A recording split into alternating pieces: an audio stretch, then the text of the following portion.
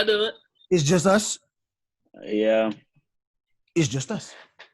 Just us. That's why they call it justice. It's just us. Welcome to It's just us. Welcome to episode 69 of the PACT Life Podcast. I'm your host, Bruiser Carter, along with my family. Beside me, we got first arrival, Mr. Johnny Mars. First arrival, one time, all the time. That was a bar.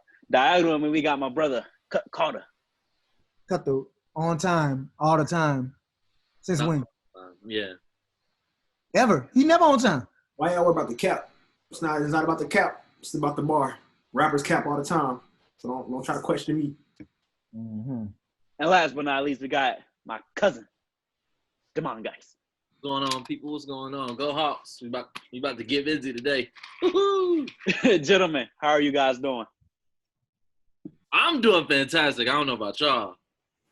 I'm doing really good. I love the energy Jamal's invoking today. I love it. John, how are you, man? Hey, man. I just realized I got to change my name on here. That's a little too professional. But I'm excited, dog. I just secured a date, a Sunday afternoon brunch with the new acquaintance. So it's definitely up this weekend. It's up! Let's go! What he said? What Kevin Garnett say after they won the championship? Anything's possible. Anything's possible. Proud of you, John. Proud of you, man. Hey, man, dreams come true. But Ask me who it is offline. It's still a dream, you know. I'm proud of you, man. 2020. How are you doing amidst this global pandemic? Me? You. Oh, yeah. I'm doing okay. You know, I'm growing my hair out. You know what I'm saying? Excited for basketball to be back. Excited for new PACT stuff I'm doing. Merch. My Life Matters. Pray and continue trying. Hats. PACTbrand.net. We got some other stuff coming. We got some stuff planned for the winter. You know what I'm saying? Just growing. Then on top of that, you know, you see the mic behind me. I got new music coming, so that's exciting. A teaser. Yeah, I'm gonna drop 2 singles probably in August. If not 2, definitely 1. And I'm gonna probably drop something every month from now on for the rest of the year. Consistency, pass it on. I need to do some videos, so the videographers need to get at me. Shameless plug. You get at the videographers. That You boy get at the videographers. Come on, Derek. I can't hear you. Demonte be proactive. He said you need to get at the videographers. Yeah. I'm well. All 3 of y'all got cameras. Y'all can shoot a video. That was the point. I'm well. My internship ends tomorrow. Yes, sir. More videos. Gonna go back to school. Gonna go back to school. Virtual school, so repping my school, so you know that's how I'm feeling. Gentlemen, NBA, since it's open tonight, reopen tonight, or the NFL, where do you want to kick things off? I feel like we should start in the NFL. I don't know why. I just do. I feel like we should start in the NFL. We always start with NFL. Go ahead. We'll start with the big news then. All-pro safety Jamal Adams was traded to the Seattle Seahawks. Damn. That's the news. But the trade details, Jamal Adams for Bradley McDougall, 2 first-round picks, 1 this year, 1 next year, and a 3rd-round pick for this year. So all-pro safety cross-conferences, he finally gets a winning situation like he wanted. Seahawks gave off a profit, though, a AD similar package. Start with the Seahawks fan himself. Got the Hawks jersey on, jacket on. Damon, guys. Damon, break it down for me. Break it down. Well, for the Seahawks the past couple of years, you look at Rashad Penny, who I think was coming on last year before he got injured. LJ Collier, who didn't do much besides 3 tackles, but he was injured as well, so we have to see. But the Seahawks have not been doing well with first-round picks, so they decided to go get Jamal, a player that could definitely help them win now, a player who just secured All-Pro, a player who can cause pressure. You look at what Jamal did last year with 6 sacks. You bring that into the Seahawks, and he has the most sacks on the team from last year. So there's a lot that he can bring to the defense. We already know what the Seahawks can do on the offensive ball with the number 2 overall player in the league rated by his peers, Russell Wilson. So when you look at the Seahawks, this is all in now move, and hats off to it for me. I think this is a move that could help bring back Clowney. If it was me, I'd say, and if you've been following me on Twitter, I'd say we should sign Logan Ryan, but that's my opinion. But all in all, I think it's a good trade for both sides. But the only thing I know for sure is that Jamal Adams is a baller, so he's going to help my team win some games. John, what do you think about the news of Jamal Adams to the Seattle Seahawks? I think it's very big news for the Seattle Seahawks, not for the Jets. On paper, it looks like, the Jets got a great return. They got all these picks. They also got a good defensive back out of it. But when you look at the management and the comments made from Jamal Adams himself, as far as the head coaching situation goes in New York, it isn't one where there's a strong relationship between players and coaches. And I believe that chemistry matters in order to win championships. And so in that situation, I think Bradley McDougal, that's his name, is going into a tough situation. And I don't think the Jets are going to utilize those picks correctly. And I think they're probably going to screw it over how they've done in the past. I mean, they've had success, but that's my fault. That's why I'm watching the game.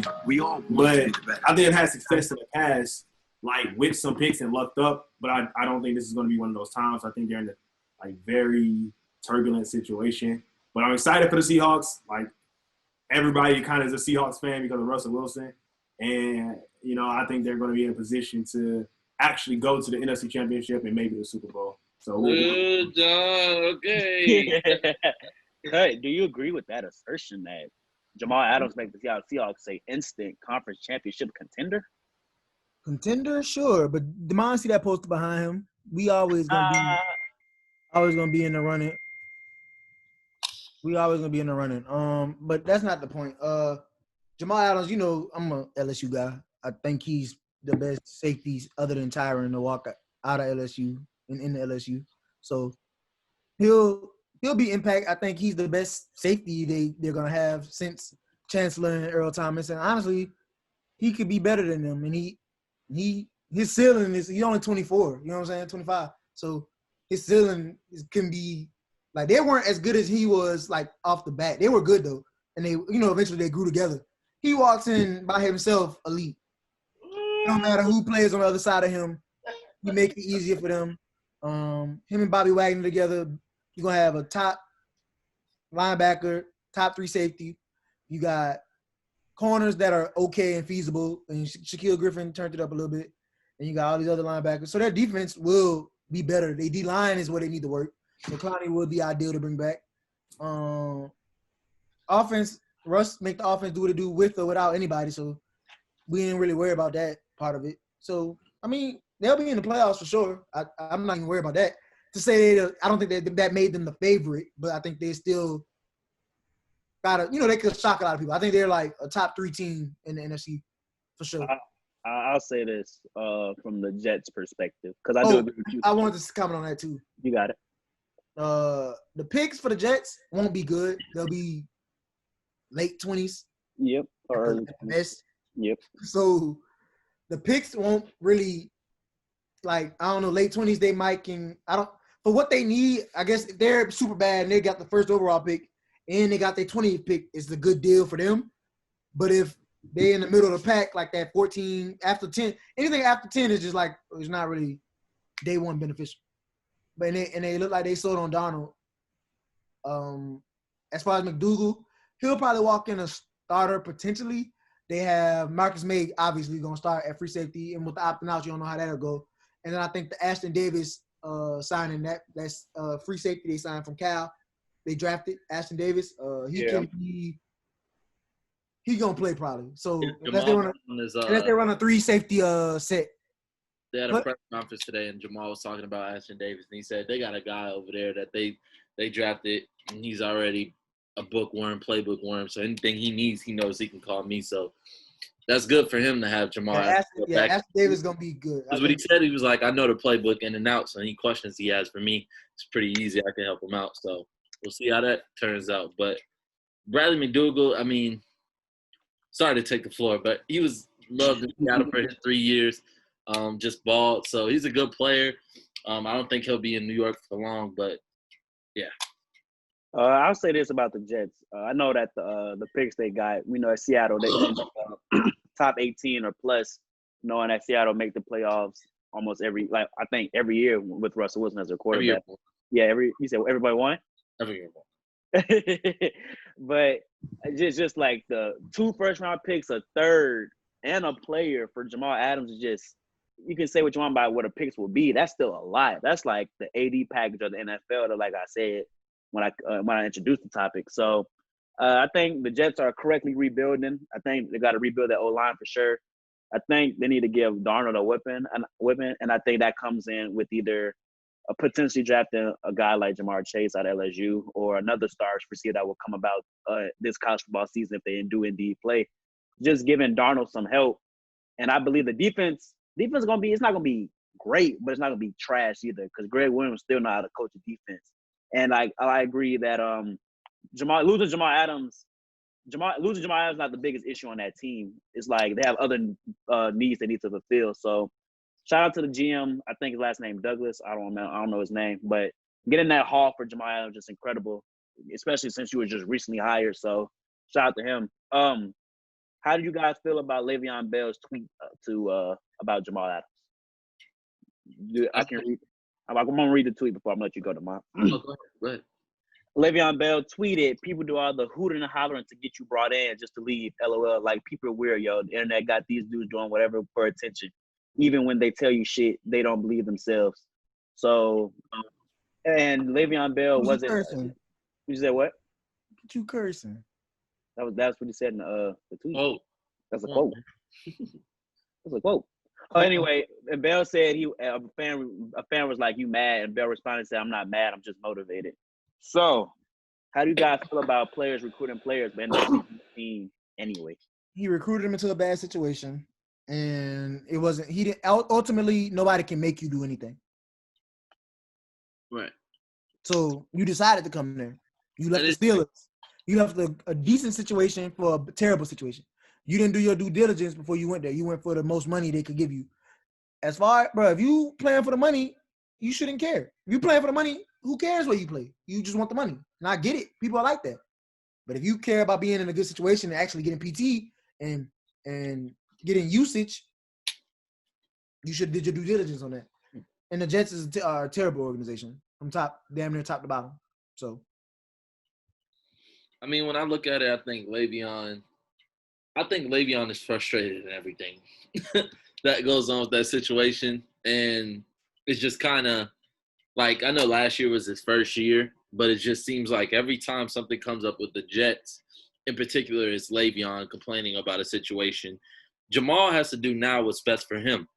This isn't the first time we've seen a star player want out of a situation. Of course, if you're somewhere that's not successful, you're going to try to bring other guys in to help you win. But at a certain time, when you see, hey, this is not working out for me, I got to go, that's you. Excuse me. So I really can't speak too much for Le'Veon's side. I hope he balls out this year and he gains some trade interest or something like that. I don't know if Gase is going to be there besides this year. I asked Bruiser off camera today. I said, do you think if they have a bad season, Gase is gone? And he said he should have been gone, which I agree with. But at the same time, chop. Like, I think this is just the cycle, getting those picks and then maybe getting somebody in there who will know to do with those picks and know how to talk to these guys who are coming in. Like Eric Bieniemy from the Kansas City Chiefs. That would be genius. I also feel like with Sam Darnold, we talk about quarterbacks who come in and are supposed to take this step up. He hasn't done it like Goff and Mahomes, and I hope Kyler Murray and Lamar Jackson is an MVP. And I think it's going to take a different offensive-minded coach, because when I look at what Adam Gase has done, what has he done besides one good year with Jay Cutler, but he didn't make the playoffs. He just didn't turn the ball over. So I'm trying to discover what is keeping Adam Gase in their front office? I know in Sam Darnold's defense, though, you named Kyler, Mahomes, and I forgot the other person you named. He didn't have except for Robbie Anderson, his number one receiver he had. They let him walk. They didn't pay him. So it's like they're not trying to give Sam Darnold help. I know they just drafted Mims. That's his name, Mims. Mims. They drafted Mims, but he still needs like more help. So the Darnold gets slack, but if his situation was better, he'll like that's for any quarterback though. If their situation was better, life would be better for them. John, did you have any comments on the Le'Veon Bell situation with Jamal? I mean, other than the lame subtweet, it's really childish. Like, first of all, like you said, folks, we doing all this. If I'm Jamal Adams, I'm like, bro, like, come on now. They played. Yeah, he like noted, see you week 14, and Bell was like, I don't know if that's a threat or what, but something. It was something you said. I might have found like it still don't make you right. I hope he light his ass up. Yeah, Jamal kept him slipping. Adam said noted. See you week 14. Le'Veon said noted. What? LOL. That you lied. Please trust that it is noted. Then and if I'm supposed to take you, if I'm supposed to take see you in week 14 as a threat. ... I don't. But it's still all love. And like I told you on the phone, I want the best for you. If this is the best for you, I want it for you, bro. It is the best for him, man. You heard it here first on the PACT Live podcast as of July 30th. Seahawks versus Chiefs Super Bowl 2021. Jeez. You heard it here first, man. Oh, jeez. We're gonna do the schedule predictions in August. We're gonna do it in August. For sure. Any more news? Any more things you want to say about the Jamal Adams situation before we shift gears to the NFL top 100 list? Skip Jamal Adams. Get past Jamal Adams. Shout out to the Saints for signing Nigel Bradham today. New LB. Former Super Bowl winner. Him and Malcolm Jenkins are on the defense for the New Orleans Saints now. Shout out to him. So the NFL top 100 players list voted on by the players. The full list was released yesterday. I'm gonna do the top 10 players. Number 1 was Lamar Jackson. Number 2 was Russell Wilson. Number 3, Aaron Donald. Number 4, Patrick Mahomes. Number 5, Michael Thomas. Number 6, Christian McCaffrey. Number 7, George Kittle. Number 8, DeAndre Hopkins. Number 9, Stephon Gilmore. And number 10, King Derrick Henry. Guys, did you have any issues with the NFL top 100 list? I know there's a lot of issues, but because it's a list and everybody's list gonna be different. But tell me what are your biggest issues? Anyone can take a crack at it. I'll go last. I think just off the rip, hearing you state the first 10, it sounds very offensive, not in a like demeaning, but offensive, like not defensive players. So that's what the NFL kind of is shifting towards. Like, well, we knew that defense was kind of taking a back seat. Like, there are great defensive players, but defense isn't necessarily winning championships in this day and age. Like, you have to have elite type of offensive players and weapons to win games. And the players that you named in that top 10 each provide an opportunity for their team to actually win games and an opportunity to win in the playoffs. So, I mean, it's as far as if that's what the NFL 100 has to come to, then it's cool because we recognize that offense has to win championships. I think more so. I mean, your defense can be straight, but like if your offense is terrific, like we saw with the Kansas City Chiefs and the Niners had a solid offense too to make it to the Super Bowl. I just think if that's what the NFL is going to say, we want players to be ranked high as, then I guess I don't have a problem with it. John, let me ask you: do you believe there was any other defensive players that should have been in that? Khalil Mack, yes. So that's why it sounds very biased because he's not on that top 10. And I don't care what you say, he's still a monster. And I think he's a top 5 defensive end. And I think that he should still be on the top 10 all 100 list because it's based on last season. Yeah, and John, he was not. And it was voted on by the players. It was voted on by the players. Was ranked higher than him, well deserved. I can't think of other defensive players ranked higher than him off the go. Huh? Oh, Bobby Wagner, John. Bobby Wagner. Chandler Jones. Stephon Gilmore. Second in sacks. But Aaron Donald being in the top 10, I get what you're saying, John, about the defensive players, but it's just like the flashiness of the offensive players is what's gonna get him in the top 10. Oh, okay. I thought we were questioning Aaron Donald being where he was at. No, Aaron Donald was only one in the top 10 for the defense. But I'm saying it's the offensive flashiness that'll get you in the top 10, but it's voted on by players. So the players probably looking at like, you know what I'm saying? Oh, he be doing some fine stuff. Like, you know, the offensive plays are the highlight plays. So that'll get you in the top 10. Aaron Donald just respected because he's that, you know, he's that good. He's that guy. God. You know. But I think defense still win championships to me, in my opinion. I think they still play a long way. But the offenses are so flashy now. There's like, you don't even like because the thing is the Chiefs stopped the run well. Yeah, they were getting stops to get Mahomes back on. But they can't stop the pass, and that's why the Niners couldn't beat them because the Niners can't pass for real, like consistently. Well, Jimmy overthrew that ball, but you know how that goes. Jimmy overthrew the ball, and then Sherman got cooked. What were your takeaways from the top 100 list? Carter. I don't really get wrapped up in it. Y'all watch it all the time. I'll watch it with y'all. I like the little segment videos for each person that gets it. I just like seeing other players talk about other players. But even though there was some shade from Mike Evans about Marshawn and Michael Thomas. But you see, he wasn't in the top 10. I'm just saying. So it was only one receiver in the top 10? Two? One wide receiver, two. Michael Thomas. Two. It was Nook and Michael Thomas. Yeah. Oh, Nook was top 10? You also said Kittle. Yeah, Kittle too. Kittle. Well, again, but Nook and him, and I mean Julio arguably could be in the top 10 every year. Kittle top 10 over Julio. Huh? Kittle over Julio. Kittle's the best tight end in the NFL. Yeah. Yes, John. Yeah, He's the best tight end in the NFL this year. He was. Kittle was that guy last season. And then a lot of people that voted him was just talking about his ability to be able to block and his ability to run after the catch and his ability to his route running is he respected. Sounds like a lot of hate coming out of John. Wait, before you go to mom. Go ahead. There was a Twitter beef, another one, Mike Evans and Keenan Allen. Keenan Allen felt disrespected that Mike Evans and others were above him. And Mike Evans was like, man, stop, look at the numbers. So we were talking about Mike Evans last week, guys. What are you taking? Let me find the tweet. Somebody talk while I find the tweet. If it's me and you're asking me who am I taking between Mike Evans and Keenan Allen, I'm going to take Keenan Allen. And the reason I'm taking Keenan Allen is because I've seen Keenan Allen year in and year out because the first question with Keenan Allen was, can he stay healthy? And now that he stayed healthy, his stats are up there with the guys who are the most elite.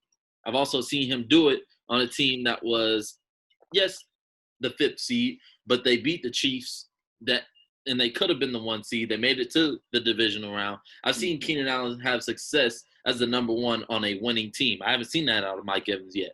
Every time I see Mike Evans talk, yeah, he's good, but I've never seen him in the opportunity to win where he puts his team over the top. And, you know, the teams are saying we got to stop Mike Evans if we want a chance to win. Teams have let Mike Evans beat them, and the Bucs haven't come out on top. You're not going to let Keenan Allen go off and come out that game victorious. So it just depends on who you ask, but for me, I'm taking Keenan Allen. Keenan Allen tweeted, okay, I'm tired of biting my tongue. At Tyreek Hill, at Mike Evans, at Chris Godwin, and the list goes on, are not a better receiver than me. Faster than me every day of the week. But separation, child, please. Exclamation point. Out of those 4 receivers, Derek, who are you taking? Keenan Allen, Tyreek Hill, Mike Evans, or Chris Godwin? I'm going to have to go Mike Evans. I like Keenan, though, but Keenan health is always a factor. But I think Keenan's situation isn't as ideal either, but neither was Mike Evans for these last couple of years. Chris Godwin just came on the scene. I'm not picking him. Tyreek Hill is just the best deep. I think he's not the best deep threat, but he's one of the best deep threats. He's the fastest. I'm saying being the fastest don't make you the best deep threat. He get open. He get open, but he's the best deep threat. And I just feel like Mike Evans is all around. As far as out of all of them, he the one I would take all around. Keenan Allen, the best route runner. Out of them 4, Tyreek Hill, the best deep threat. Chris Godwin, the best in the slot. I think Mike Evans could do everything they could do decent, good enough to be the best out of all 4 of them. John, Keenan Allen, Tyreek Hill, Chris Godwin, or Mike Evans? Who are you taking? I probably would take Mike Evans too, just because I think he just plays so different, uniformly different. Keenan Allen, he's a deep threat receiver as well, but Mike Evans, like his yak is incredible, and I mean so is Tyreek. But Tyreek, he kind of one-dimensional. It's hard to stop that dimension, but once you stop it, I feel like Mike Evans is the lone receiver, which poses a deeper threat to defenses.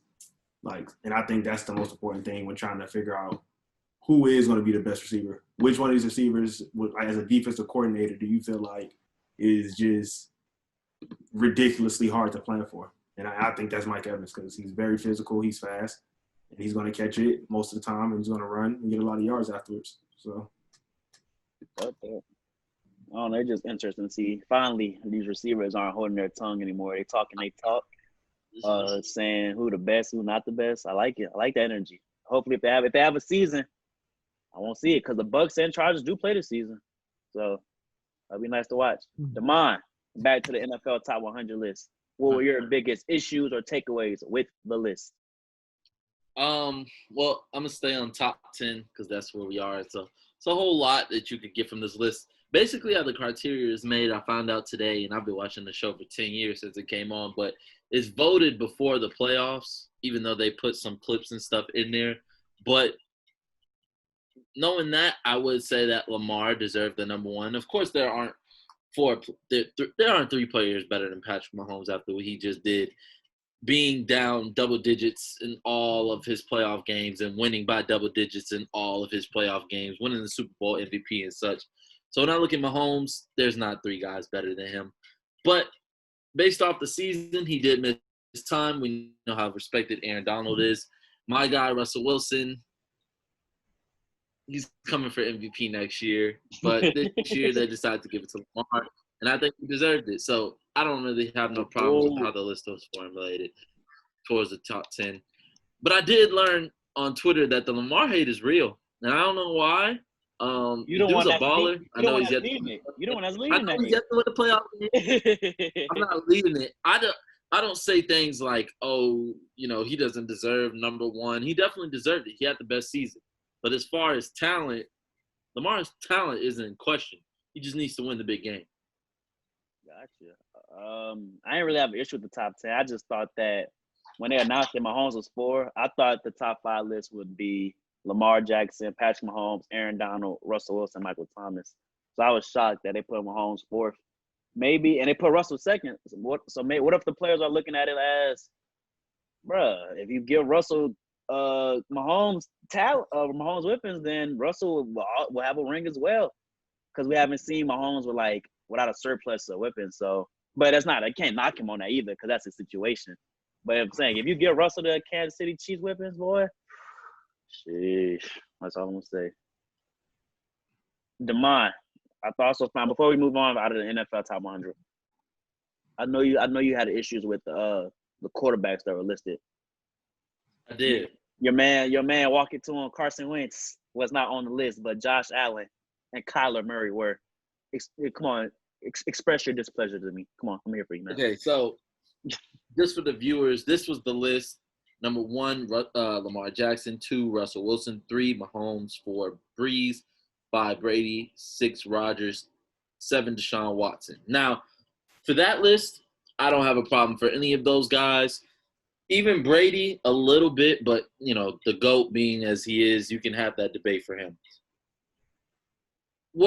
Now, these next couple guys, tell me, are they better than Carson Wentz?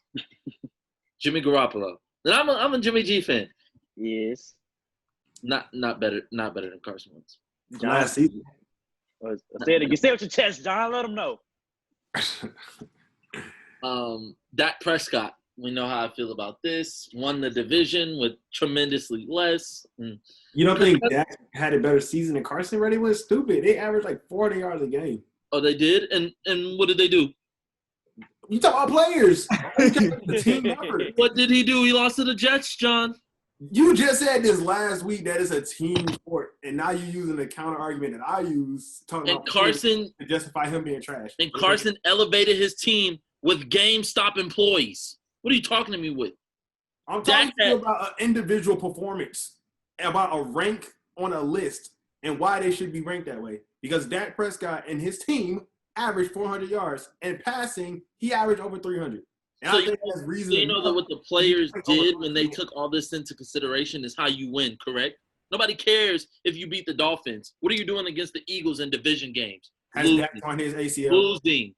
With Amari Cooper, with Michael Gallup, with Ezekiel Elliott, with the best tackle. Who ran a faster 40, Dak or Carson? Can Carson even run a 40, bro? Come on now. Jeez. Carson is becoming a pocket passer. Dak is mobile and elite, and he has Amari Cooper. Elite!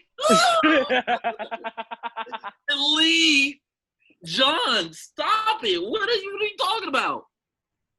Look, not like elite, but as far as like no a passing weapon. No elite. As far as having a passing weapon, yeah. Like he's come on now. No, he's playing with his franchise tag. And he's gonna ball out this season because he has to. So and once he does, the Cowboys, they're not a playoff team, bro. Like they not in the last 20 years. Like they're not a playoff team anymore. So he has to go somewhere else to thrive. John, who has a better roster, the Cowboys or the Eagles? The Eagles. John, I can't agree with you on that one. Who has a better offense, the Cowboys or the Eagles? What are you looking for, John? What are you thinking? I'm thinking about the receivers and the running. What are you thinking about? Cowboys. It's the Cowboys. The Cowboys, I mean, okay, yeah, they have a nice line. They have nice receivers. But the better running back. They have the best running back in the NFL. They don't even have – I think their receivers are wet and wet, if you think about it. Amari Cooper and Gallup. They have Zach Ertz. They have Zach Ertz, bro. He's a weapon, bro. Zach Ertz, okay. Amari Cooper and Zach Ertz. Okay, then Gallup. Then CD. Bruh, CD. You talking about last year, right? You talking about the new dudes, right? You talking about last year? There, bro. You talking about last year? The Eagles' best receivers are all people that just got there this year. Then you have to include Ezekiel Elliott as well because Alshon Jeffrey, IR. Deshaun Jackson, IR. Greg Ward Jr. John, do you know who he is? Quarterback. Okay. JJ Arcega-Whiteside? Zach Ertz missed time too, my boy. So Dallas Goedert was in the game. So tell me, with the receivers that you are now bashing for the Eagles, the team you were just supporting, how can Carson Wentz then be better than Dak Prescott? Because he won the division anyway. No, bro. You add a speaker with Jalen Reagor. You bring Alshon Jeffrey back. You get Ertz back full health. He's going to be better. They're going to win the division again because he's a flat-out better quarterback than Dak. So what's going to make Carson Wentz a better quarterback than Dak Prescott? Carson Wentz. What a month. No, I mean like numbers, winning games, a playoff. Winning the division, more touchdown passes. Carson is better than Dak. He's just better than Dak. He does more with less. I bet you money Dak Prescott will have a better season than Carson Wentz. I would like to accept your bet. We'll discuss the details off camera. Back like Pod, we will get that to you. John will lose that bet, and we will bring this back. Finish your list. What list? The NFL top 100 quarterbacks list that you found. John, you just Kirk Cousins went in New Orleans.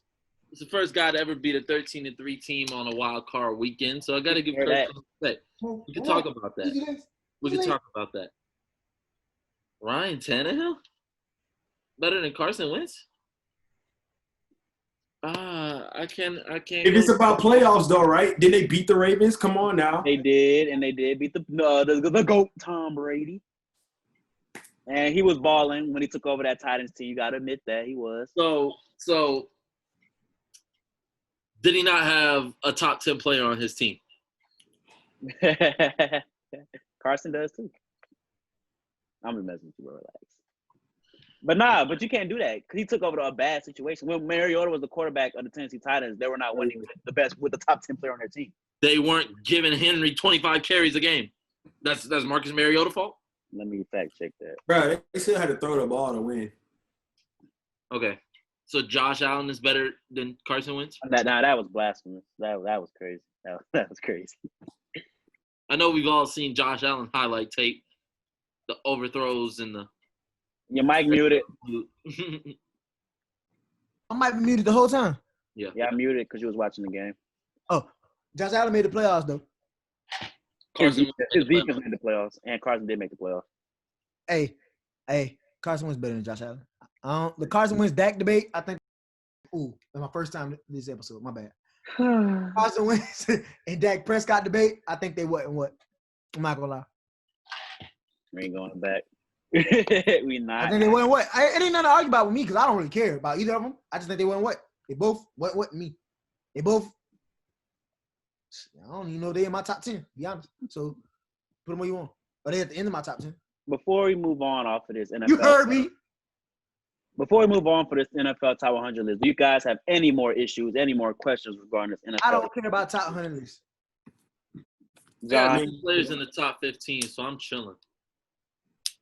John, what about you, man? The only thing about the list is your Davion Clowney, only free agent on the top 100 list. So it's going to be interesting to see where we go. And Logan Ryan. Logan Ryan's on the top 100. Go sign. Logan Ryan too? Yeah. Go sign Seattle. Did Everson Griffin make it? No. Did not. Daniil did, though. Daniil foul. LSU go Tigers. Khalil made it. That's y'all only player to make it, huh? Eddie Eddie Jackson. Jackson made it. AR made three. Oh, you got three people on there? AR made it, too. AR, Eddie, and Khalil. Yeah, I think those are the three. Who making it next year, John? Wait, John. Wait, who gonna be our quarterback? Wait, John. Last podcast you said before we got off air that the Bears will make the playoffs. Would you like to expound on that point since I got you here right now on the spot? Trubisky is playing on a team option, and he has to actually show out. He didn't have an option. He opted out. I know, but that's what I'm saying. But he has to show out anyway because he knows that this is a time where Bears fans are depending on his takeover, that next level that DeMond spoke of earlier. And I think it's going to happen. I think that with the coronavirus, he's had time to settle down and buckle down and look at the film of his mishaps and turnovers and overthrows and underthrows and late passes. But regardless, Trubisky, a revamped defense, and running backs that are ready, Tariq Cohen. I think David Montgomery's going to have a breakout year. I think, we try to figure out the tight ends, too many tight ends. But other than that. It's not too many. You got two good ones. Well, one like six. One good one and one is a little. Wait, what's the black dude y'all got the tight end? Not just draft one? They drafted Cole Kmet. Yeah. 7 tight ends on there. They got Jimmy Graham. I think Trey Burton got traded or either cut. Trey Burton got traded. No, Trey Burton played for the Steelers, right? Colts now? Yeah, and we got rid of Adam Shaheen. So we're trimming down on tight ends. John, what? Y'all got Jimmy Graham, Patrick Scales, J.P. Holtz, Jessica Horsted, Demetrius Harris, Darian Clark, Cole Kmet. Cole Kmet and Jimmy Graham making the team. So that's a guarantee. Cole Kmet, I'm hoping, is going to start. I don't really care for Jimmy Graham. Yeah, Jimmy. I drafted Cole in the second round, and Jimmy just. So wait, are we guaranteeing the Chicago Bears? Are you guaranteeing that the Chicago Bears make the playoffs? How? Like the Lions had our division. I think the best draft this season went to the Vikings. Because they drafted they had 3 picks in the first round and they had 12 picks overall. So I think they're young, but they filled that gap of Stephon leaving, and Dalvin is amazing. So it's gonna be tough trying to beat the Vikings. I mean, the Packers, we split with them in recent years, and the Lions. It's gonna be tough to beat the Vikings. What? You said it's gonna be tough to beat the Vikings. Yeah, that's the only team I worry about in the NFC North. And I mean, y'all are underestimating the Bears' defense. Y'all really do have a great defense. Are we? Are we? Y'all defense is good. Are we? Who y'all corners are though? Kyle Fuller.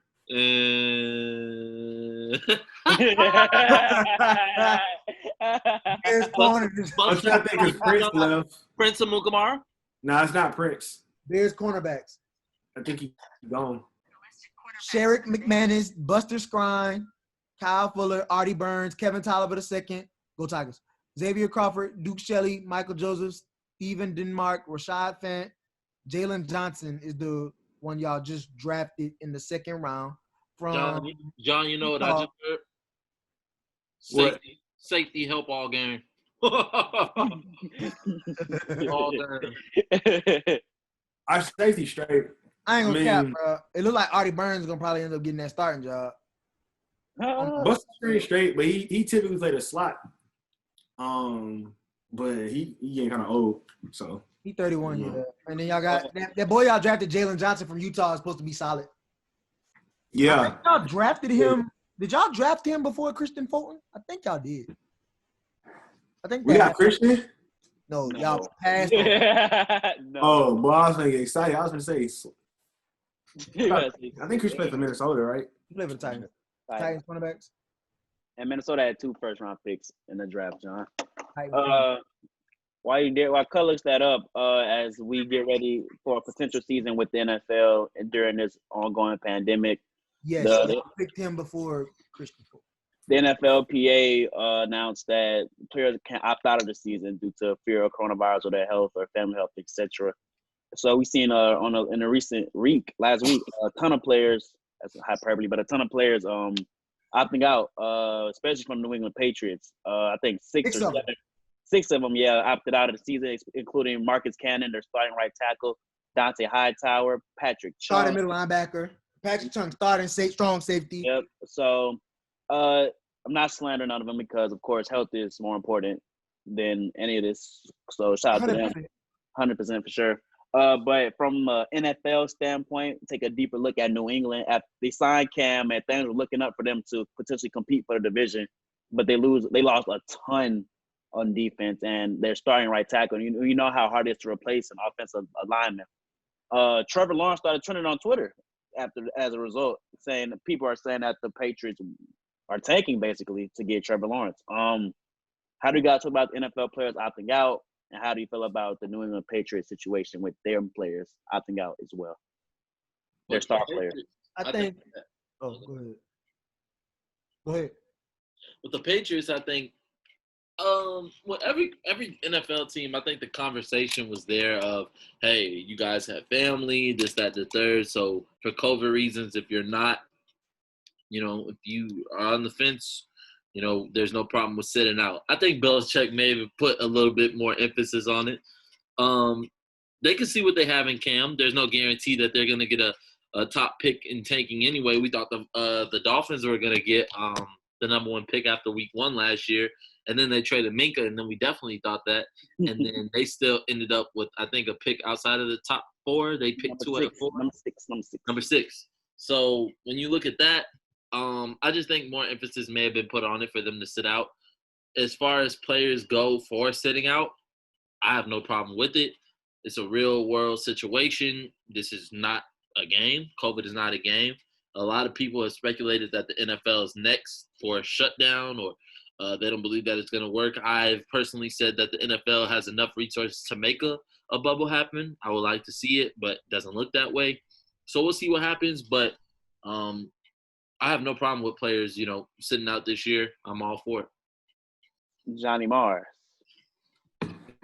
I mean, I think everyone that is a fan and wants their team to win games is going to feel some type of impact, understandably. I mean, we're losing Eddie Goldwyn. So I already know trying to replace someone on that front 4 is going to be tough, but it's just part of the process. I don't have a problem with players opting out, obviously, for health reasons. People have severe experiences where an immediate member of their family could be, like, really in danger or dead. And that is reason alone not to participate in a sport where you have to travel across the country and go to these hot spots that are popping up each and every week. So I definitely understand it.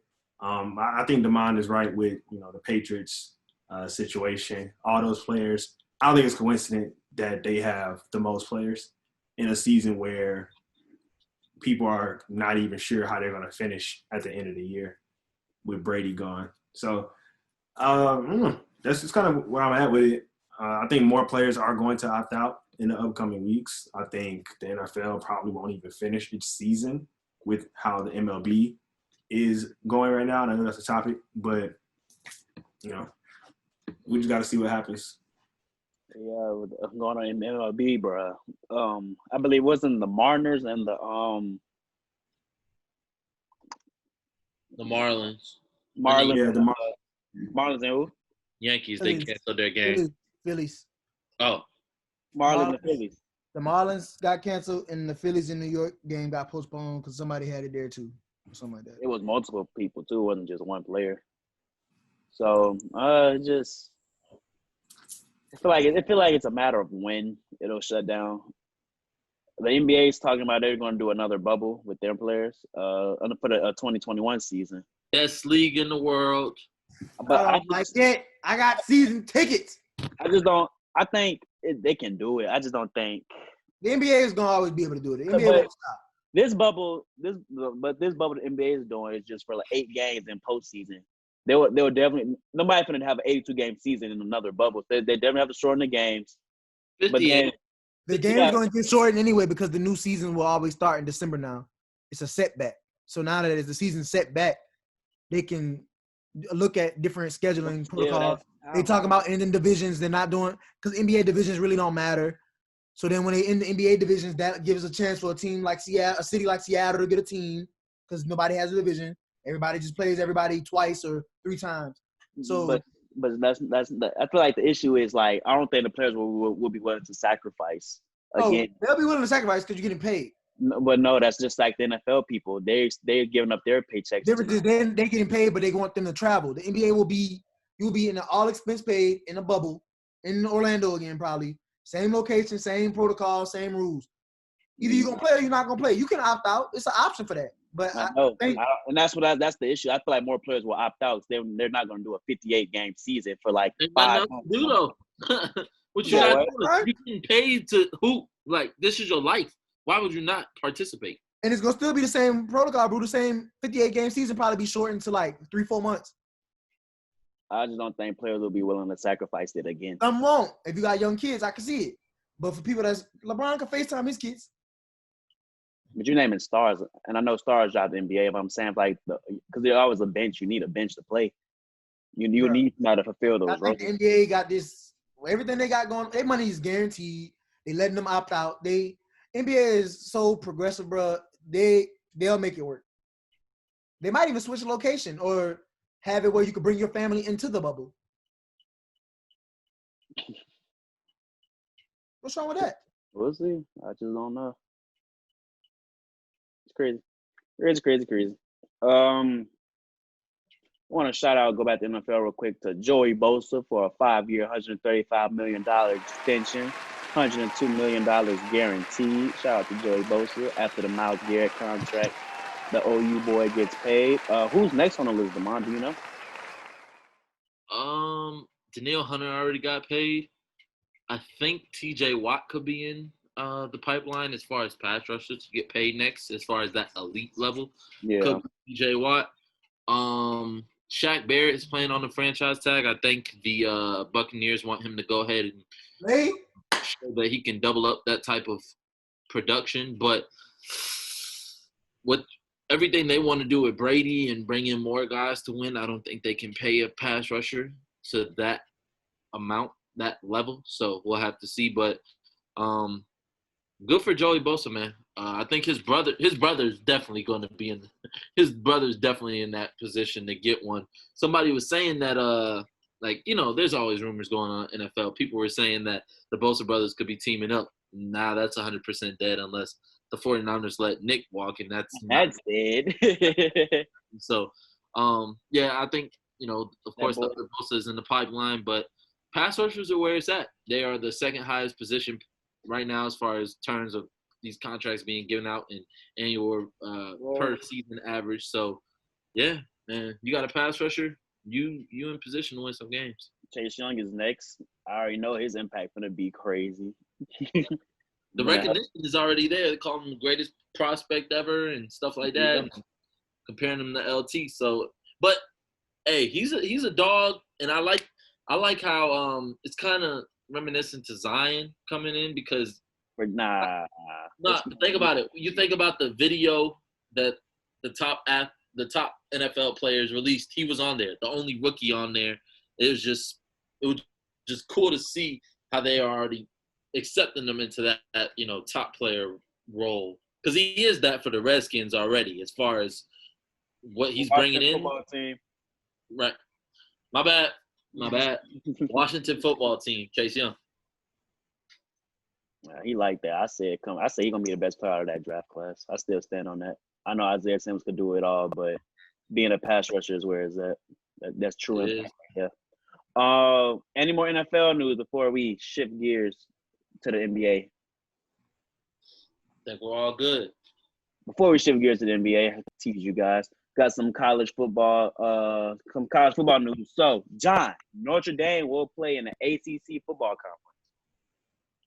How do you feel about that, man? Notre Dame versus Clemson. How you feeling? The basketball team already plays in the ACC conference, so it's only a matter of time. I knew that was something they was trying to work on. How did you need to join it permanent? It's just for this season, though. Yeah. I know, but eventually y'all probably gonna join. But y'all got the best TV deal ever, so. Right. I mean, that's why y'all didn't join it, because it's like y'all didn't want to share. What do you say? Mine's stupid. What he say? I know what he said. That's why it's funny. Because John kept talking. It's Zoom, bro. But John kept talking, and Derek was like, "Yeah, that's what John was like." I was just trying to give him some support. Dang. Go ahead. Nah, I was just saying the ACC is not really a strong conference, particularly for football. So depending on which teams we play in particular, have they released a schedule for it or? Not yet. I think I said 10 games.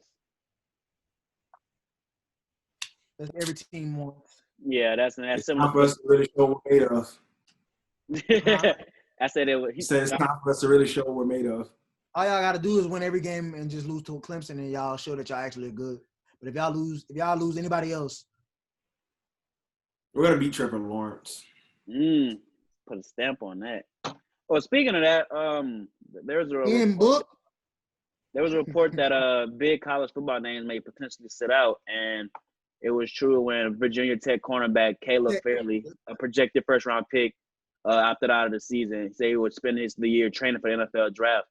Then they were saying that Trevor Lawrence, Jamar Chase, people that are already established, there would be a top 10 pick. The tackle from Oregon may potentially sit out. Yeah. So I brought this into first to discuss it, but then when I saw the news of the Virginia Tech cornerback, I was like, oh, this might be for real. Like, these players may sit out because they know they're going first round. Why? Virginia Tech wasn't going to compete for nothing if they would have kept the season anyway, so it wouldn't have mattered. But then they don't want to compete for a national championship. They're ready to get that money because they don't want risk injury. You want the ACC? I mean, like you said, only certain players could do it. Certain players that would make money off their likeness right now could do it. Trevor, Lamar, I'm saying they could if they were. You know, the NCAA was talking about letting them do it. It didn't start yet though. I know, but the list of players that would make the most was Trevor, Jamar, Justin Fields, Penny. Yeah. What's brother name? Stingley, but he can't come out this year anyway. Yeah. But somebody else on that list is really. So good. Do you think these guys will do it? Do you think they will sit up? No, I think football is different in the South. That's one fact. Leonard's out of the championship game. No, I'm saying, but people have been talking about how the South is different as far as like the way they do football and like the drive and stuff. So the SEC, most of them people probably gonna play. But Leonard sat on that bowl game. Remember? I know you remember that. I get what you're saying, but I'm saying some people just love to play. Like they love to play, and that's what it's gonna come down to for college kids. Do you love to play, or do you want to sit out and potentially, might hurt your stock, might not? You know what I'm saying? But it's not like the NFL where you're getting paid. It's different. So you say football is different. Football is like it's the most dangerous sport. It's not like with Zion in the South, like Coach Ed. I saw the tweet, but I'm saying. But he said we'll play football at midnight if we got to, wherever. Like that's how it is in the South, though. People just the drive to play football is bigger. It's like I'll play football wherever. You know what I'm saying? Line it up. But you're more likely to get hurt than, like, for example, basketball. When Zion, when he remember I said he should settle after that football after the ankle injury when he tore through his shoe. Yeah, I was like, nah, you crazy. But basketball is significantly different than football because it could be a non-contact injury. This can any sports, but in football it seems like more prevalent that you get a non-contact injury You can get a just somebody just chopping you, go down. There's just small things where you get injured, like makes you like you could be the season. John, what do you think? Do you think these big college football names do you think they should sit out, or do you think they should not sit out? John's on mute, he's ignoring me. Damon, you take a crack at it. I definitely think that athletes, for college athletes, I would say if you're established, you sit out. There's no reason to risk it. Injury. My favorite basketball player only played 2 games in college. I'm very much for this NBA D-League stuff where it comes to going there first. So I definitely don't want G-League, my bad. But I would say don't even risk it. Don't risk making millions for some college time where they're not going to give you any type of TV deal. They're not going to give you any type of cut if you get injured. If you get injured, that's it.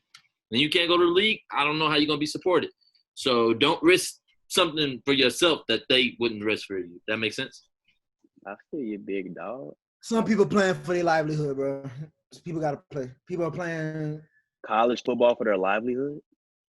Yes. What they're big playing for the chance to go to the NFL. That's what they playing for. Talking about big names, not if they're established. The established people can sit out, but it's just why. I mean, some of them not, bro. I'm just saying. I know they're not. I'm saying should they? I'm saying this is a discussion. I know they still gonna play. I don't think it's something to say. I don't think you can say what somebody should do. Yes, I think it's advice. No, but that's your opinion, though. But that's your opinion, though. That's what we do. We give our opinions on here. And nobody have to take them. Okay, but I'm saying you giving your opinion. But I'm saying you trying to say like what they should do. Not necessarily a should. It's just you are, you ain't. Yeah, that's what I'm saying. That they should. And if they don't, fine. Like, go out there. I enjoy them when they play. But if they do sit out, I will understand why they're sitting out. But that's the same with every sport. Right so now. What's the difference in college? Huh? You said what's the difference in college? Yeah, I'm saying. I mean, other than that, they don't make money. Yes, but I'm saying I get what you're saying.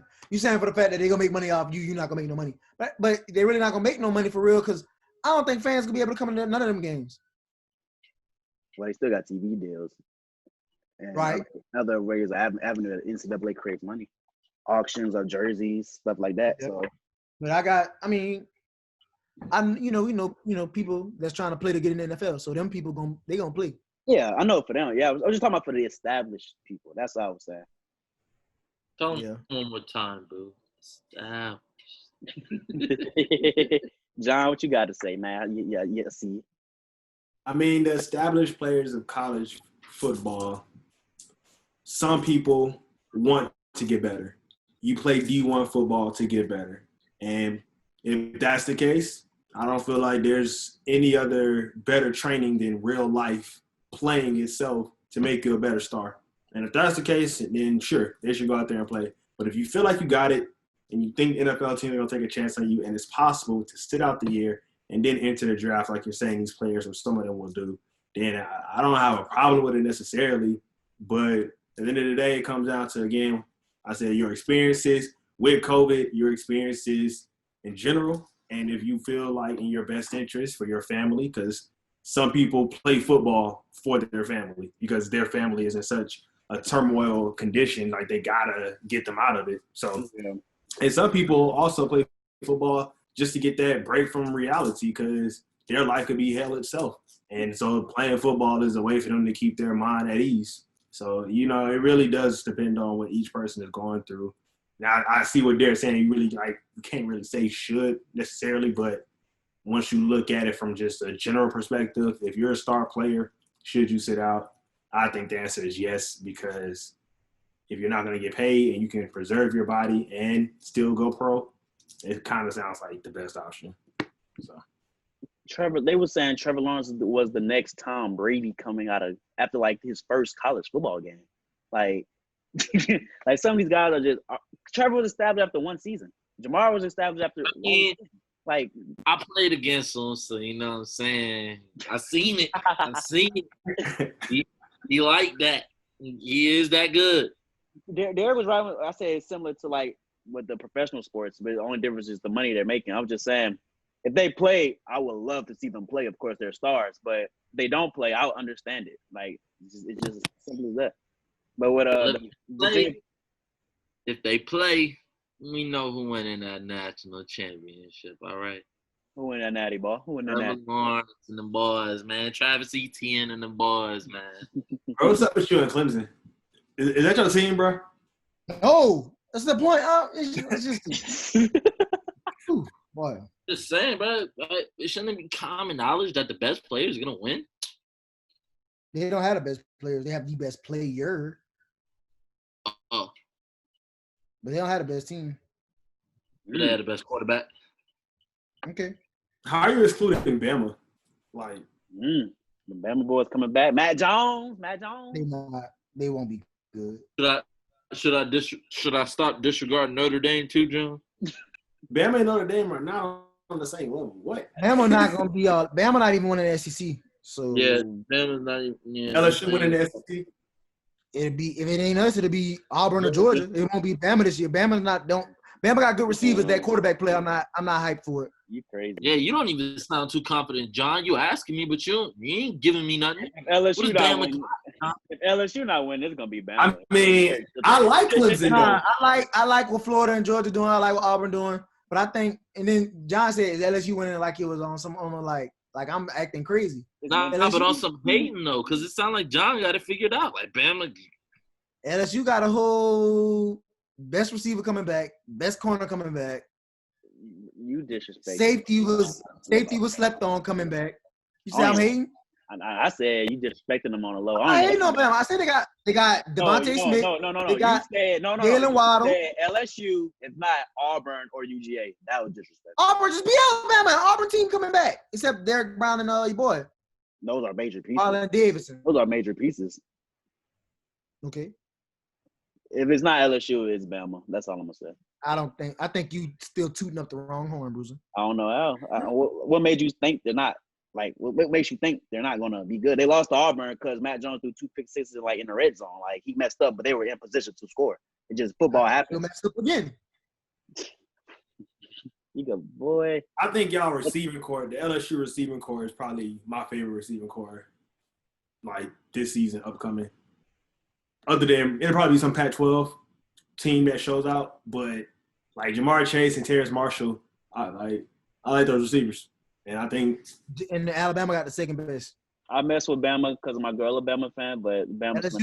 LSU got Terrace, Jamar, Racy, Alric Gilbert from Marietta coming.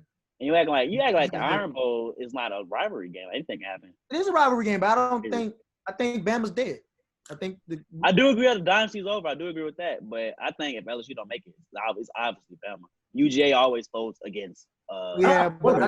Florida looking better, and I think Auburn always come out of nowhere and win 1-2 though. That's what people don't understand. They always had one season where it's like boop Auburn, then they come back boop. Damn. They got one of the best coaches in the SEC too. They got a lot of great coaching in the SEC though. Yeah, but I'm not talking about Texas A&M. Nobody cares about them. I'm sick of football. Let's talk about NBA. You guys ready? Well, I had one more thing to say. I forgot. Oh, well, let it loose. Let it loose. Go Tigers. Go Tigers. NBA is back. Jazz and Pelicans game is on right now. Pelicans up 93-89. 4th quarter, 7 minutes and 19 seconds to go. Lakers Clippers tonight. NBA is back. Thank you, Adam Silver, the best sports league in all of sports. In the world, correct? The world. So basketball is back. What do you guys want to say about the reopening of basketball? How you guys feeling? Sports is back, a distraction, and they're still committed to the social justice causes. Players have put social justice cause on the back of their jerseys. Black Lives Matter on the basketball court. They kneel during the national anthem. So they're still not forgetting the bigger issue at hand, despite them going back to work to entertain people and play basketball. Anybody can take a crack at it. How do you guys feel? Love basketball, but I didn't hear the question, so go ahead, Damon. I'm happy basketball is back, man. It's good. We need it with all this going on. And you know who I'm riding with? I got the Lakers. Now I think they'll beat the Clippers tonight as well. So I'm just happy basketball is back. That's all. You got the Lakers. Got the Lakers winning the championship and beating I'm the Clippers. sick of you. The Isn't it lies, the deceit, that the the switching up. Mr. Kyrie and KD, Mr. Kawhi. Now you got the Lakers winning? That don't mean that's his favorite team because he got them winning. But since when have you ever been on that Lakers winning? I said the Lakers going to the championship this year, like since the beginning of the year. That's never changed. You said it on here before? Yes. Let me go watch the episodes and find out. I'm sure you won't. John, what are your takeaways, man? NBA is back. How you feeling, man? Everyone should be excited for the NBA. It's the most honorable professional sports league in America. And the players are excited. Fans are excited. I think the competition, I'm just ready for the playoffs 2-3 weeks, whenever it is. I think I would have been happy just going straight to the playoffs and finishing this season out. But I guess there was teams that had a chance. Hopefully the Pelicans can finish off. But they might lose to the Jazz. They could lose that game. Yeah. Other than that, DeMond has a bold statement. It's not necessarily bold, but kind of confident statement in the Lakers that they're going to win. I think it's going to be an Eastern Conference team again because why not? I like the East. If it does so happen to be LeBron, cool. But I don't know. I really don't. I'm more so excited about the NBA. A lot of hate coming out of John. I can wholeheartedly say a team from the East is not winning the championship. People said that last year, and look what happened. Well, I had the Raptors winning once I knew they was going. I picked the Raptors to beat the Warriors. That was after the injuries of KD. No, I picked them from the beginning of the series to beat the Warriors. That was because KD was out. I would have picked them. I don't like the Warriors, so I would pick them anyway. Gotcha. But yeah, I got the Lakers winning it all too, but I want the Pelicans to go in the offseason and make some noise. But if we get the AC, we got to play the Lakers, but I think we could take them to 6. 5.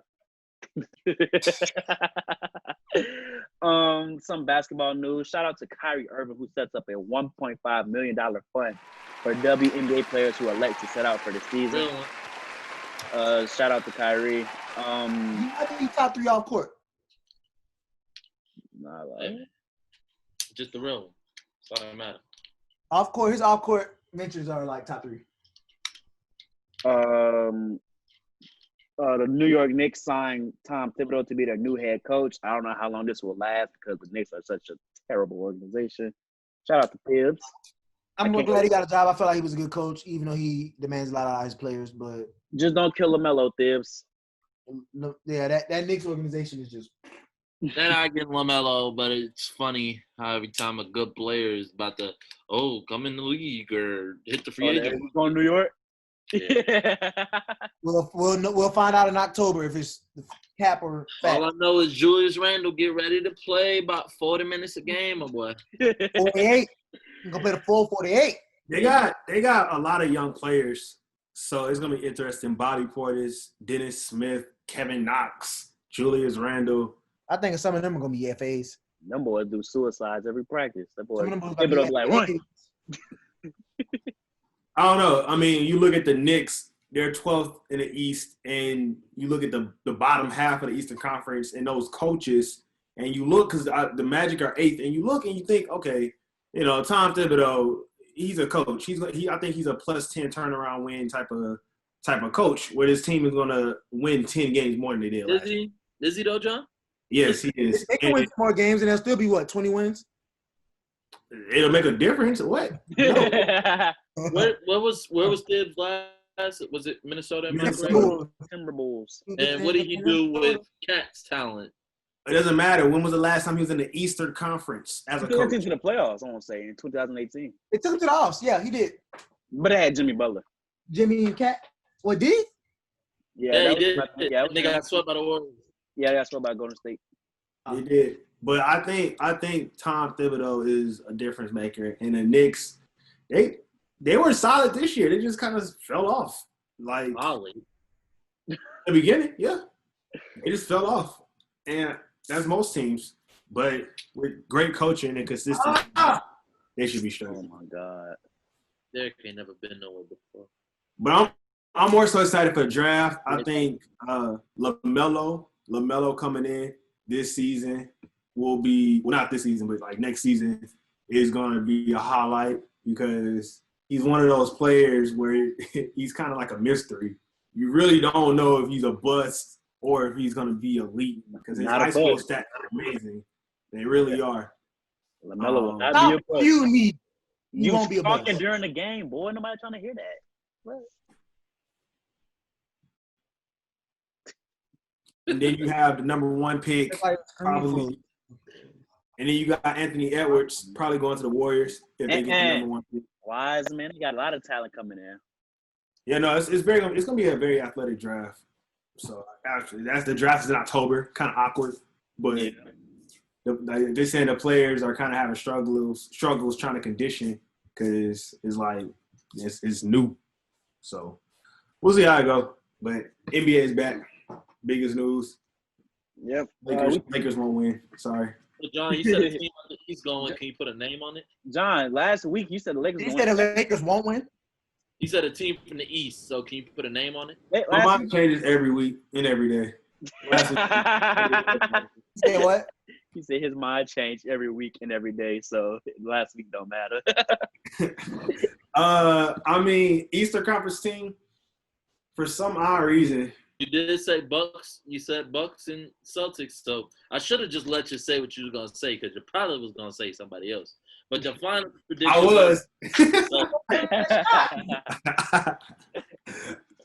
was. I was going to say for some reason, and then I stopped. I'm glad you stopped me because I was like, nah, never mind. So never mind. But it has to be one of the Celtics or the Bucks, one of them. So. Gotcha. We talked about the possible bubble for the 2020-2021 season for the NBA.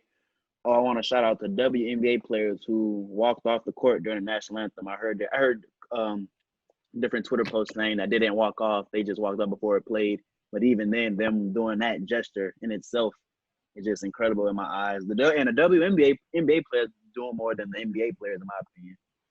They talked after the death of Philando Castile and Austin Sterling.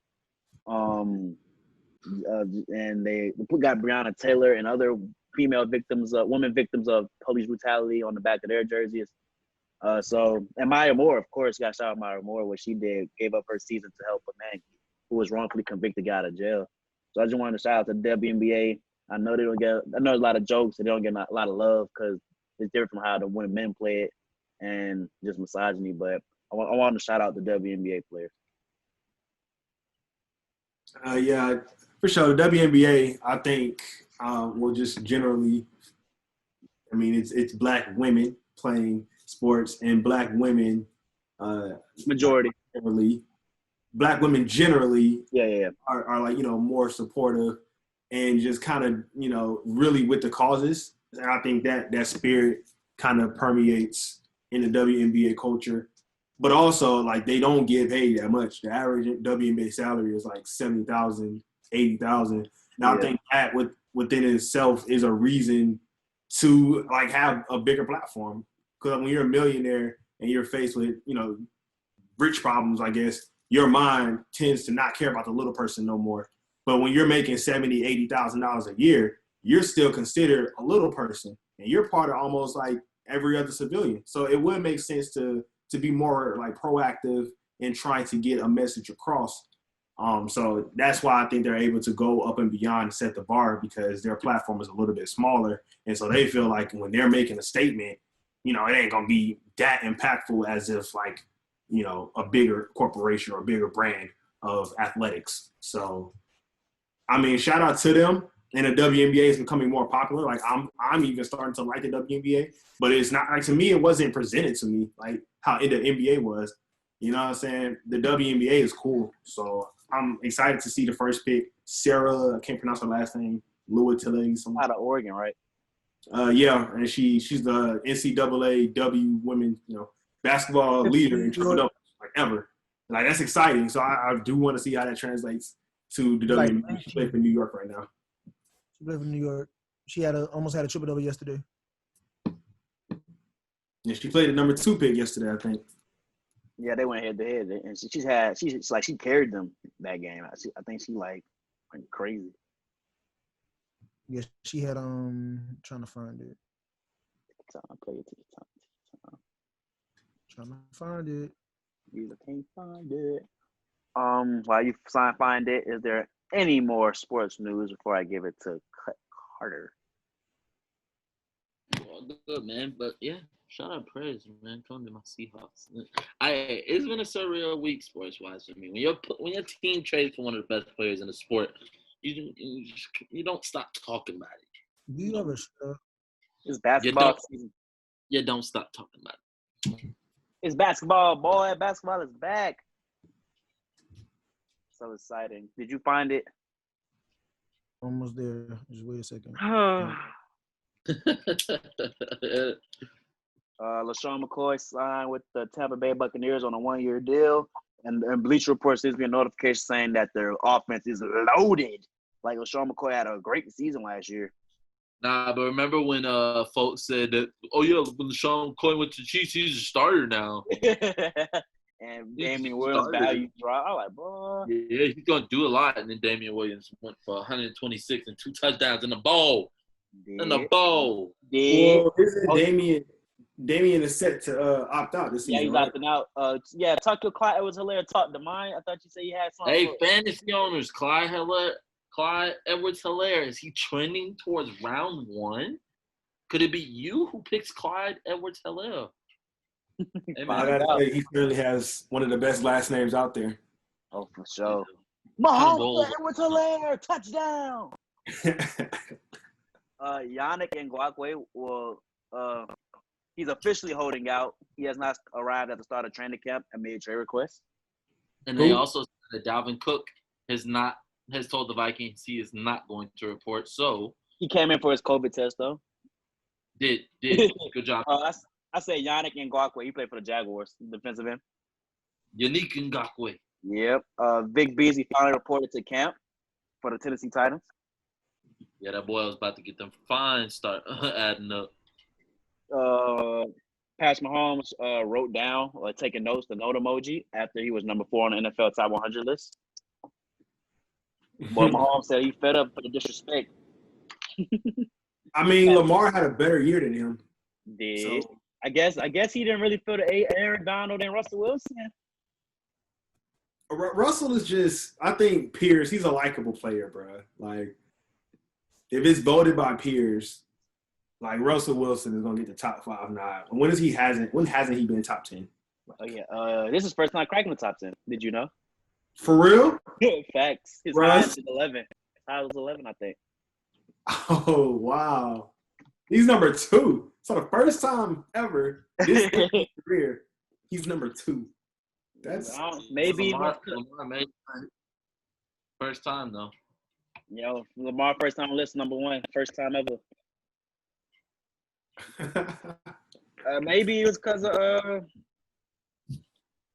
all the Future talk. People, players like Future, the rapper. No, guys, no. It's just because of Russell. It's just because of Russell. Or maybe they thought it was still the defense that was giving him Russell all the success, not him. But now they see. Oh yeah, I forgot. Are you still looking for this, man?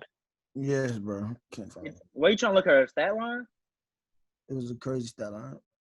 I'm just checking that. She dropped 21 points, 5 rebounds, 3 assists in the first half of her second WNBA game. Is it that one? Yeah, but that was the first half. I want to see the total.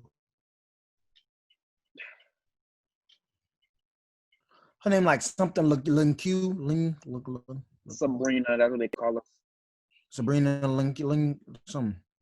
First game was against Sue Bird, the GOAT, and Breonna Stewart. That team is hard to beat. Come on, Derek, go to music. Bro, we can't do the women like this. We have to figure it out to report it. Bro, you the only one. Bro, fine. Bro. Bro. Come on, bro. We got to support. EOO. I found her last name. Lin Q.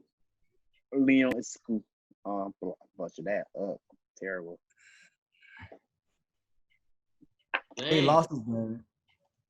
She had 33 points, 7 assists, 7 rebounds. Boy, you lucky because I was just there. Yep. Say it again. Put some emphasis on it. Say it again. What she had? 33.7 rebounds, 7 assists. New Pack Light. 5'11", 165 pounds. And in her first game, she had 12 points, 4 assists, 6 rebounds. Also made 6. Also a loss. They played the Seattle Storm, in which Brianna Stewart had 18 and Sue Bird had 11. She did go to the worst team. Can't expect her to go in and just win. Oh, jeez. That's true. New York always the worst at something. In New York, don't Millie Rock. In sports. Anyway, new music. Last week we had Warner Deluxe. Amazing.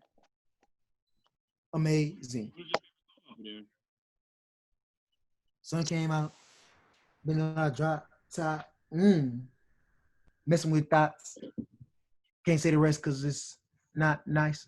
All right. Dirty Diana. Another good song on there. Nothing for Free with Nav is good on the Deluxe. 200 for Lunch.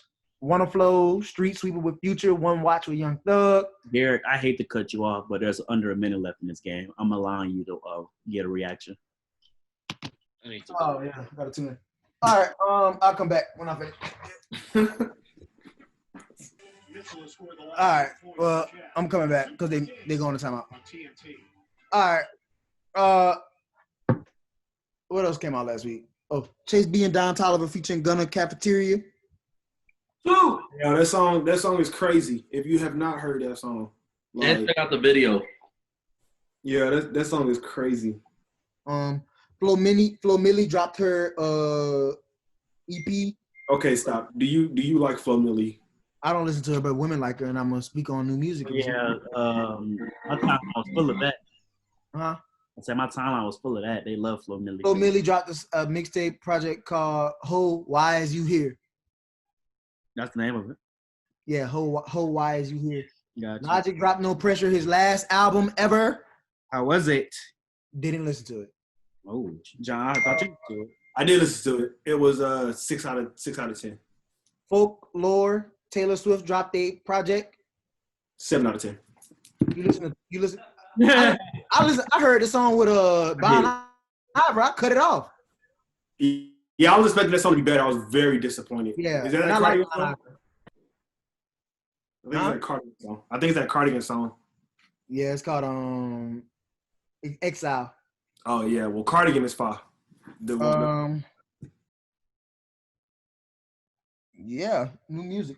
All right. And we have new music about to drop. 45 seconds cut. I want you to look. Who's the music about to drop? I'm gonna do it when I come back because I'm about to. Anyways, new music dropping tonight. We have Future and Lil Uzi Vert to be announced. We don't know if it's a project or a song. I hope it's a project. Same. Mine said it's a Shoreline Mafia Goodness. Hermie. Dominic Fike. Hermie. Yeah. What could? Yeah. Yes. Talking old me, little boy.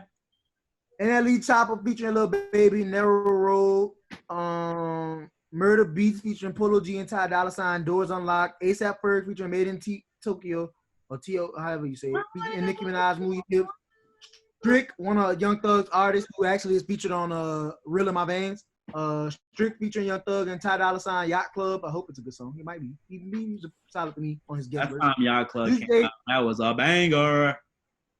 This is Jay, Wiz Khalifa, and Lex Luger, Goddamn High. Mariah the Scientist featuring Lil Baby, Always and Forever. She's so fun. God She Lies. Benny the Butcher, the Respected Sopranos album. Road to Fast 9 mixtape for the new Fast and Furious. Lil Key got a single dropping called Cold World. Billie Eilish got a song called My Future dropping. Mulatto got a song with Gucci Mane called Muwap that she's been promoting, and it samples Freaky Girl by Gucci, I believe. Twitter is saying that if that's not fire, she's cooked. The promotion she did was too far for it to be whack. So Yeah. I hope it is good. I didn't like this song. Song drop? Yeah, I think it did in the video. She it's like a remix of one of Gucci songs. Forgot which one. Freaky Girl. 30 seconds cut. Anyways, and Soulja Boy, King Soulja 9 just dropped his birthday just passed. He made 30. He's officially what? Soldier Man. He's 30 years old. Oh. I listened to King Soulja 9. I ain't like it. The second song was fine, but everything else was not good. The Variety Scientist and Lil Baby collab was filmed in front of Magic City last week. I actually watched the video. The song was not good, but Baby had a hard verse. We didn't even talk about that. Oh, finish, John. I'll let you finish. I thought y'all was on new music. Yeah. And I think you said another song that came out already. Oh, Billie Eilish, My Future. That dropped already like 2 hours ago. It's pretty straight. Billie Eilish is a superstar. So Superstar? yes. She is, though. How's she a superstar? Grammy. Grammy makes you a superstar? Yep. Billie Eilish. She's a superstar. She's a superstar. So if you win a Grammy, you're automatically a superstar? Bruh. Yeah. But she has Not like just a Grammy, boy. All the songs she dropped. John said because she got a Grammy, she's a superstar. Grammy don't make you a superstar, but she is a superstar though, despite the Grammy. Outside of the Grammy, she's a superstar. I think the age in which you get the Grammy is gonna mark you a superstar. Like, did win a Grammy at 17. If Cardi B, young. she is a superstar. Can't even hate. Couldn't even hate. Sound like hate. I about to say Cardi B is. She's a superstar, and you could just if anybody got over like 10 million followers, bro. There's a ton of people that hasn't won a Grammy before, so that's. I know, but Grammy don't make you a superstar, but if you got over like 10 million followers on Instagram, and you make music. Billy far, bro. Billy got like 100. Yeah, you know what I'm saying? She got that level. Ariana Grande is a superstar too, right, John? Yes. Yes. She's making sure. Billy had 65. I'm sorry, and she follows no one. Listen, superstardom comes when you get an international platform. Ariana Grande has 196 million followers. That's crazy. Ariana Grande international. Selena Gomez international. Like those are superstars. The world knows. She's a superstar, but her music ain't what makes her a superstar. 7 seconds cut. We don't like her music, but the international. No, I like music. I like one of her songs. You just said I said music, and you said one of her songs.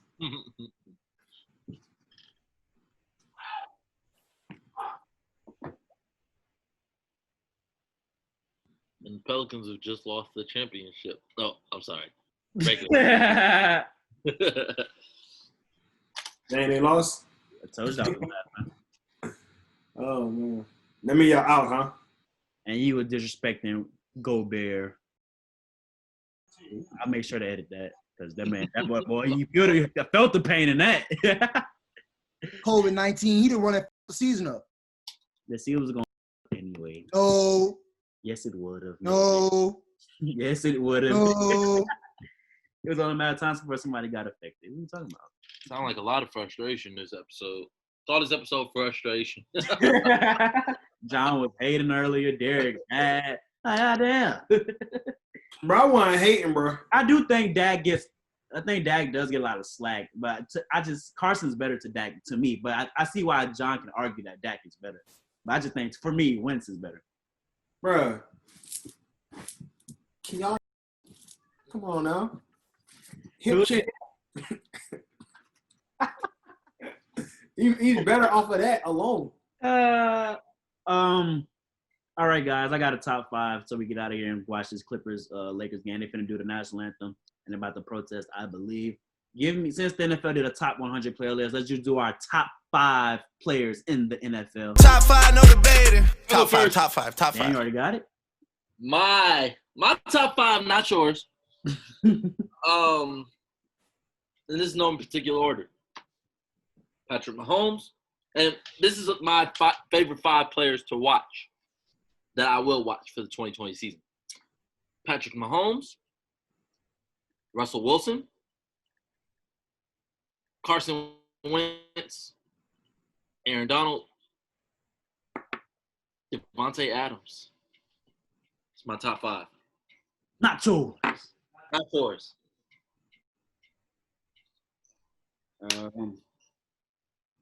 I'll go next. My top 5 players, similar to Damon's. It's not that similar, but it's like who I like to see and also who's like the best in the game. Number 5, Michael Thomas. Number 4, Lamar Jackson. Number 3, Aaron Donald. Number 2, Russell Wilson. And number 1, Patrick Mahomes. I would like to make a slight adjustment to my list. Patrick Mahomes, Russell Wilson. Who's Carson Wentz? Devontae Adams, AJ Terrell, cornerback for the Atlanta Falcons. That's my boy. Gotta see how Russ this is top five. get his jersey and all. Rock that. You said top 5? That was his biased top 5, or that was his real top 5? That was his biased one. Like who he likes to see, and I did mine as well. Oh, y'all did one real one, one fake one? No. He did one. But you do your top 5 players. It could be biased. You said what? I got 2. Then do 2. You always do honorable mention anyway. My biased top 5, Tyrann Mathieu. He's in both, actually. Tyrann Mathieu, Christian Fulton, Leonard Fournette. I'm missing somebody. Oh, Grant Delpit and Jamal Adams. Then outside of that one, like my real top 5 is Kamara, Michael Thomas, Drew Brees, Tyrann, Odell. What's going on? Gotcha. John. Odell's also in that bias one too. And Jarvis. Johnny Mars, last but not least. Top 5 players. NFL upcoming. Lamar. Y'all crazy. Can't nobody juke like him, bro. This man is ridiculous. The number 1 player in the NFL. Number 2, Patty Mahomes. Escapability. It's terrific to watch. It's I don't know who can escape the pocket at a more graceful presence. I don't know if it's Lamar or Patrick. But I know when Lamar escapes, he's more dangerous, I think. Who? Patrick on the run throwing is going to make a play. Like, you know that. So his arm accuracy, I think, is better. I think his arm strength is also better. But Lamar is still a superstar. So 1 and 2.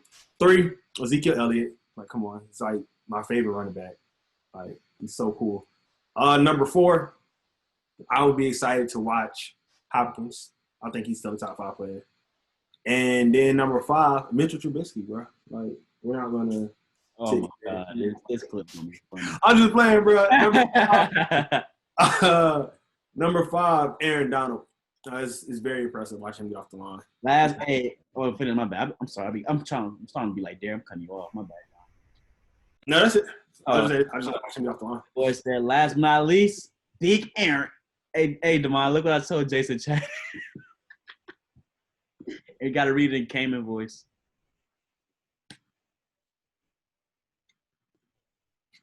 Is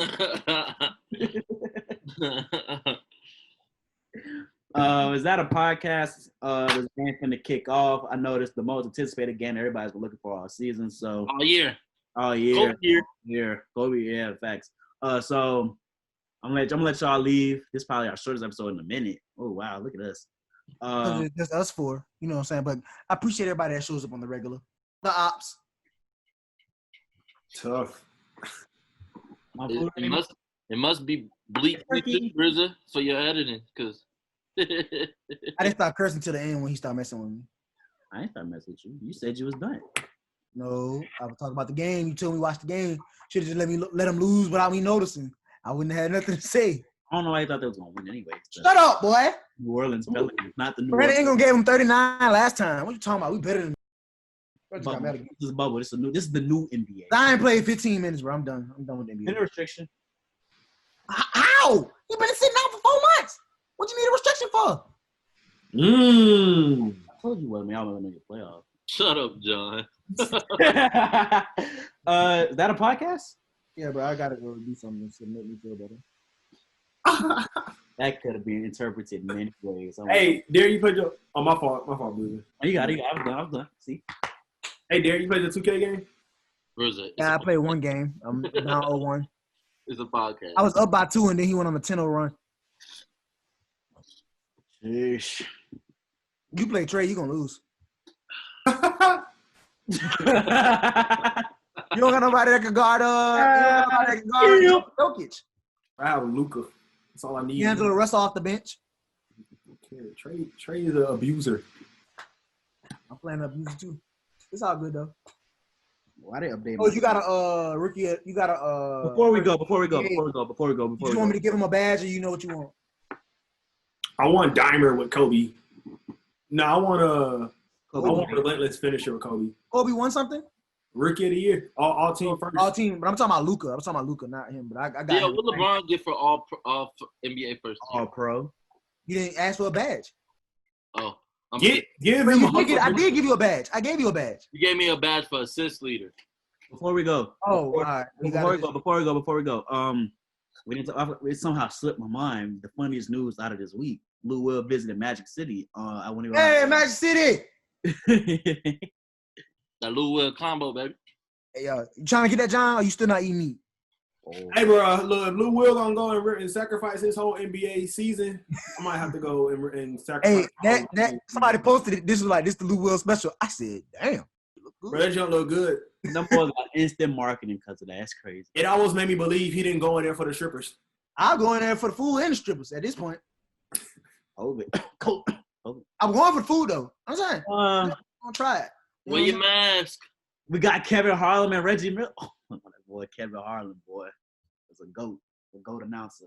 All right, let's get it. Let's end it. Wrap it up then. And this will conclude episode 69 of the Pack Life Podcast. 69? Yeah. That's crazy. That's my favorite number. Thank you for tuning in. Remember to like, comment, share, and subscribe. We're available to you on Apple Podcasts, Spotify, Stitcher, and YouTube. Follow us on Pack Life Pod or Pack Life Podcast on Facebook, Instagram, and Twitter. Beside me, we got first arrival, Mr. Johnny Mars. The Louisville Police Department has announced that they have to release the audio recordings of when they went inside Breonna Taylor's home that evening to her family. So we will hear exactly how the conversation went down from police officers when they went inside this apartment building, and we will be 100% ensured that they didn't do anything wrong. But they obviously did, so I'm excited for that. Arrest them. That's it. I will have the applause sound playing over that for sure. Diagonal, when we got my brother, Mr. Cut Carter. The Pelicans are 0-1 to start the bubble games. No cutthroat? All right. Cutthroat. Yo, boy, you didn't even say your name, boy. Shut up. Cutthroat, what am I about to say? I had it in my head. Oh. I can't do it after what John did. It was so good. Mine's gonna be funny, but it's like I can't be funny after that. It just won't work. No, you can. You already relieved the tension. I was gonna make fun of that 30 minutes or less. He's like, what's the code to the vest? 69. And last but not least, we got Mr. Demond Geis, repping the Hawks, but it was a double entendre for the Seahawks. Thank you for having me. Thank you. And I'm your host, Bruiser Carter, episode 69. Thank you for rocking with us. We out here on Zoom. Basketball is back. Sports is back. Make sure, of course, what John said was extremely important. I make that last. The GOAT. So, very important. Black Lives Matter today, tomorrow, and forever. And we out of here. I'm about to buy that jersey right now. Thank you. Black Lives Matter. Thank you, West. We out of here.